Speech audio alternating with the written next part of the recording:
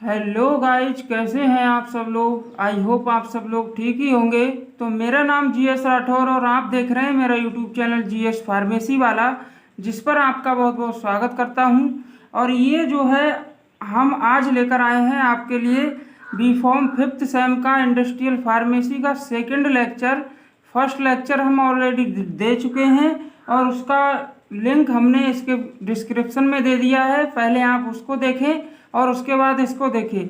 तो आज हम समझने वाले हैं उसी यूनिट का जो मॉड्यूल सेकंड में दिया हुआ है कि बीसीएस फार्मास्यूटिकल क्लासिफिकेशन सिस्टम क्या होता है, इसके बारे में डिटेल में स्टडी करेंगे। और मैं एक बात और बता दूं कि एग्ज़ाम के पर्पज़ से ये बहुत ही इम्पोर्टेंट क्वेश्चन है। यहाँ से क्वेश्चन बनता ही बनता है। 7 मार्क्स में या 10 मार्क्स में बनेगा क्वेश्चन। अब तक जो क्वेश्चन बना है वो 7 मार्क्स में बना ही है। तो क्या होता है समझते हैं। बीसीएस का मतलब तो आपको पता है कि बायोफार्मास्यूटिकल क्लासिफिकेशन सिस्टम। तो क्या होता है, ये यूज किया जाता है ड्रग को डिफ्रेंशिएट करने के लिए उसकी सॉल्युबिलिटी और उसकी परमेबिलिटी के आधार पर। तो ये देखिए किस तरह से। अब सॉल्युबिलिटी क्या होती है आपको समझना पड़ेगा। तो सॉल्युबिलिटी तो आप पढ़ते ही आए हैं, वही सॉल्युबिलिटी है कि किसी भी दिए हुए आपको मान लीजिए 100 ml वाटर दे दिया आपको, उसमें आपसे कहा जाए आपका 100 ml वाटर है यहाँ पर और इसमें आपको कितने ज़्यादा से ज़्यादा मैक्सिमम अमाउंट ऑफ सोलूट, ये आपका शुगर जो है यहाँ पर सोलूट हो गया और ये आपका सॉल्वेंट हो गया। तो आप कितना मान लीजिए 50 ग्राम इसमें घुल सकता है और आपसे कहा जाए कि 50 ग्राम अधिक से अधिक इसमें घुल सकता है और आप ज़्यादा घोलने की कोशिश करेंगे तो क्या होगा, वो नहीं इसमें डिजोल्व होगा।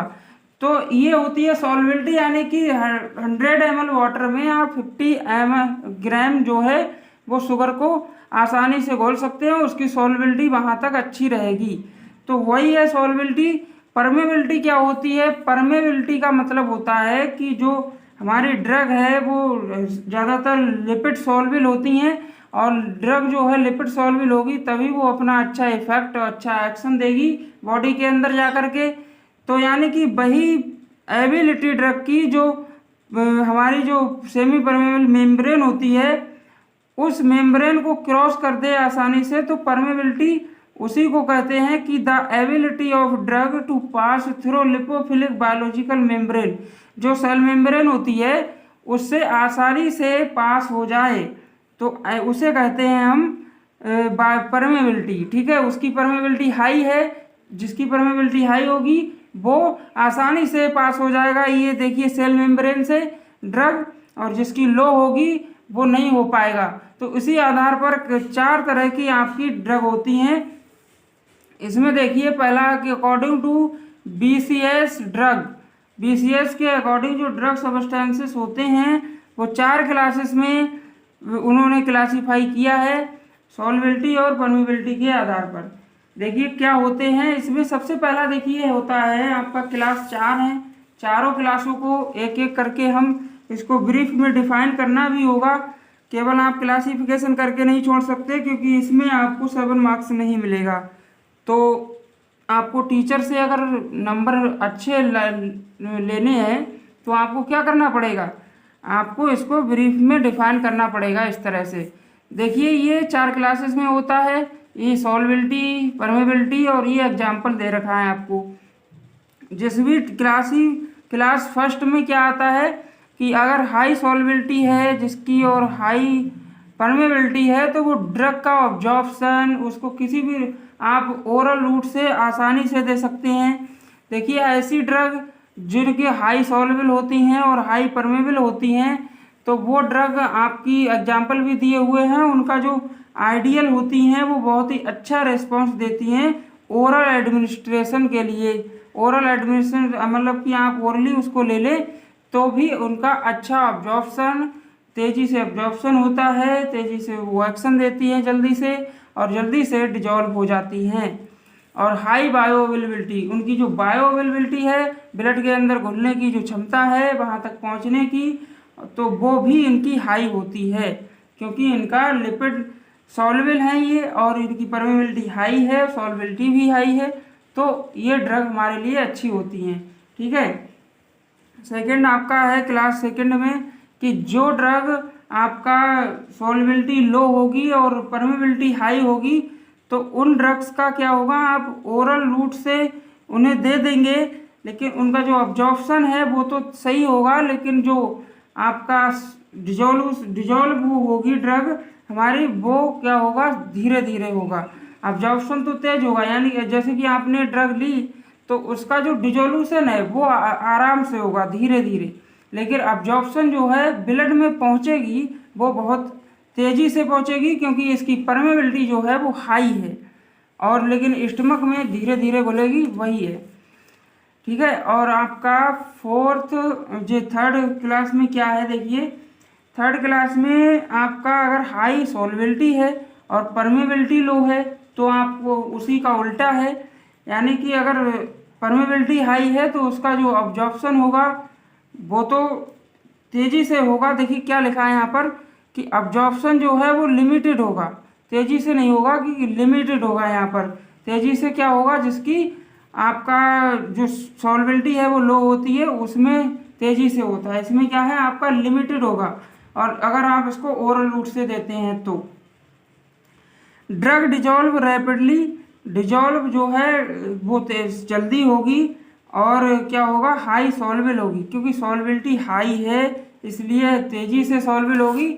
और ये देखिए आपको अभी बताया मैंने, ये इसमें क्या है, इसकी डिजोल्यूशन जो है स्लोली है और अब्जॉर्प्शन तेज है, और यहाँ पर अब्जॉर्प्शन लिमिटेड है, और जो सॉल्युबिलिटी है वो हाई है, क्योंकि इसकी सॉल्युबिलिटी हाई है तो सॉल्युबल जल्दी हो जाएगी। बायोअवेलेबिलिटी लो, क्योंकि अगर ये ब्लड में पहुंचेगी ही नहीं तो इसका एक्शन ही क्या देगी, बायोअवेलेबिलिटी उसे कहते हैं जो हमारी ड्रग ब्लड में पहुंचकर अपना एक्शन देती है, उसे कहते हैं बायोअवेलेबिलिटी। ठीक है। फोर्थ तो इसका बायोअवेलेबिलिटी जो है आपका कम होगा। और फोर्थ क्लास में जो है आपका कि दीज ड्रग्स, ऐसी ड्रग जिनका दोनों चीज़ें लो होती हैं, परमेबिलिटी भी लो है और आपका जो सॉल्युबिलिटी है वो भी लो है, तो ये तो किसी काम की नहीं है। तो देखिए आप इसमें क्या है, आपकी ये ड्रग से आती हैं, आपका एग्जांपल दिया हुआ है कि क्लोरथायाजाइड, टैक्सोल, सेफिक्जाइम। सेफिक्जाइम जो होती है, ये ड्रग्स जो होती हैं वो इनकी लो परमेबिलिटी होती है, लो ही सॉल्युबिलिटी होती है। तो वही है यहाँ पर दिया हुआ है आपके सामने कि पुअरली ये अब्जॉर्ब्ड होगी ओरल एडमिनिस्ट्रेशन के द्वारा। अगर हम इसको ओरल लेते हैं तो इसका अब्जॉर्प्शन जो है वो बहुत ही कम होगा, स्लो अब्जॉर्प्शन होगा, एक्शन भी स्लो देगा। जब अब्जॉर्प्शन नहीं होगा, ब्लड में पहुंचेगी नहीं, तो एक्शन कहाँ से देगी, आप भी समझ सकते हैं। और थर्ड इसका क्या है कि alternate administration route like injection. अगर आप इसका रूट जो है वो बदलते हैं तो क्या होगा, तब भी ये उसी तरह से एक्शन देगी, क्योंकि इसकी दोनों चीज़ें लो है, सॉल्युबिलिटी भी लो है, चाहे आप इधर से देंगे तो सॉल्युबिलिटी लो है और उधर से देंगे तो अब्जॉर्प्शन लो है। तो इसीलिए इसको हम रूट बदल के देते हैं, तो हो सकता है थोड़ा बहुत इसका रेस्पॉन्स जो है वो बढ़ जाता है इंजेक्शन के थ्रू, क्योंकि डायरेक्ट ब्लड में दे, अब जो सॉल्युबिलिटी है अब्जॉर्प्शन की वो ख़त्म हो गई, उसका काम ही नहीं है, तो डायरेक्ट हमने ब्लड में दे दिया, तो क्या होगा, वो उसका एक्शन जो है थोड़ा बढ़ जाएगा। ठीक है। अब इसी में आता है आपका सिग्निफिकेंस। इसके सिग्निफिकेंस क्या है, एप्लीकेशन क्या है आपका बीसीएस का, बायोफार्मास्यूटिकल क्लासिफिकेशन सिस्टम का।